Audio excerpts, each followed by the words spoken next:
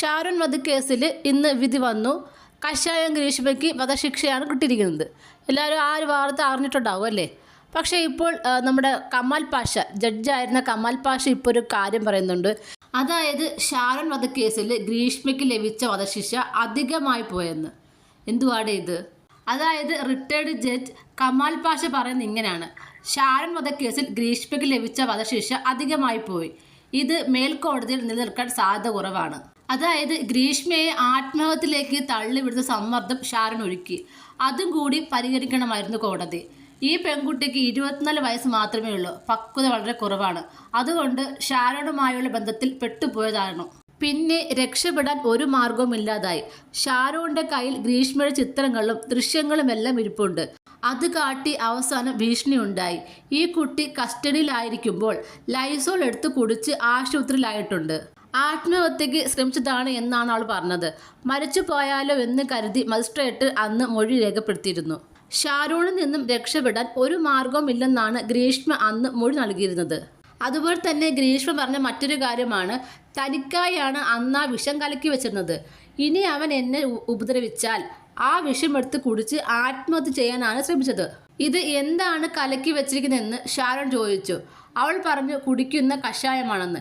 എന്നാൽ ഞാൻ ഒന്ന് കുടിച്ചു നോക്കട്ടെ എന്ന് പറഞ്ഞപ്പോൾ അവളതെടുത്ത് ഒഴിച്ചു കൊടുക്കുകയായിരുന്നു.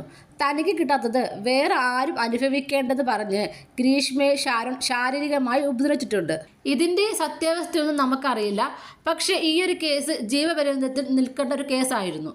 മാത്രമല്ല അപൂർവങ്ങളിൽ അപൂർവമായ ഒരു കേസുമല്ല. അതായത് ഒരു ജഡ്ജായിരുന്നൊരു വ്യക്തിയാണ് ഇതുപോലൊരു കാര്യം പറഞ്ഞത് എന്ന് ഓർക്കണം കേട്ടോ.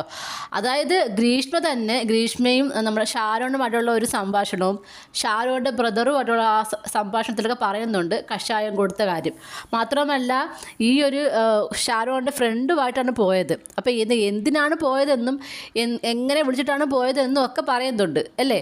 അപ്പം ഇതെല്ലാം കാര്യം കേട്ടിട്ടും പിന്നെയും ഈ ഗ്രീഷ്മ പറയുന്ന കാര്യങ്ങൾ തന്നെയാണ് ഈ പറഞ്ഞൊരു കമാൽ പാഷ എന്ന് പറഞ്ഞ വ്യക്തി നിൽക്കുന്നത്. ഇദ്ദേഹം ഒരു ജഡ്ജാണെന്ന് പറയുമ്പോൾ സത്യം പറഞ്ഞാൽ അത്ഭുതം തോന്നുക. കാര്യം ഒരാളുടെ ഒരു പ്രതി പറയുന്ന വാക്കിൻ്റെ മാത്രം ചൂടെ നോക്കുന്നുള്ളൂ.